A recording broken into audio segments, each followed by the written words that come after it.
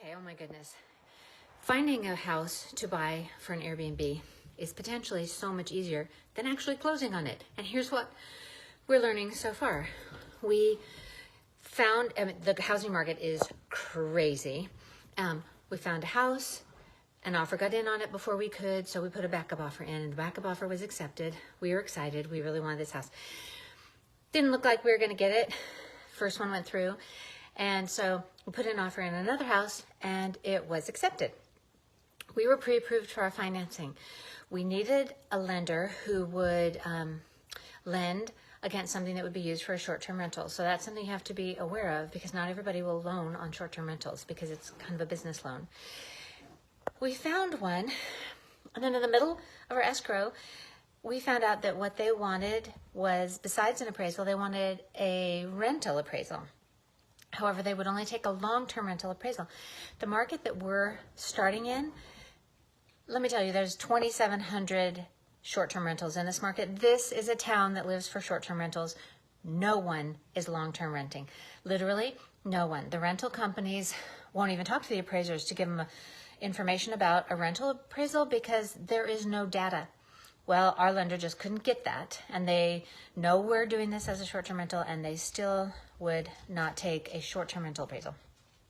So, middle of escrow, we had to quickly switch gears and find a company that would lend using a short-term rental appraisal. Luckily, we have an amazing realtor, and she found somebody that would, so we were super excited, but it meant starting the entire loan approval process over, which, as you know, is extensive. Luckily, we had all of our documents already in folders, so we could just, like, literally within 24 hours, me and my partner, we just uploaded everything into their portal.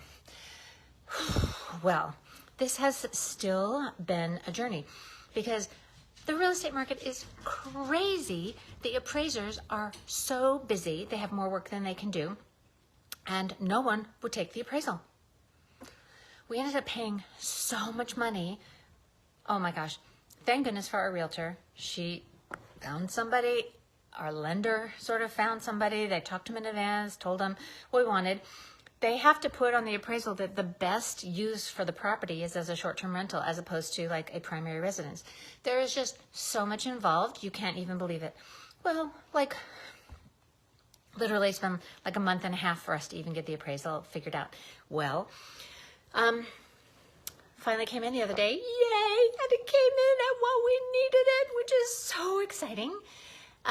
But in the meantime, we have had to move our closing date 3 times, literally 3 times, which is scary because if the seller of the property has a backup offer that's better than your offer, then they're happy to let you miss your closing date, not extend it, and then just take the other offer. I guess we didn't have that, so it's all worked out. And now we're days away from closing. We're still waiting for the lender to tell us that they've accepted the appraisal. And I get a call that the insurance that we've set up with the title company isn't what the lender needs. The lender needs a rent loss policy. Now, we are buying this house, and we're going to do a reno on it. That's probably going to be about 5 months. So when you have a reno, you have to have what's called a builder's risk policy because different things happen when you're under construction. And there's no rent loss to be had. So nobody will give us a rent loss policy on something that will be under construction. Okay. Last minute, once again, we are literally days away from our closing date. We're looking for another insurance agent. Keep you posted.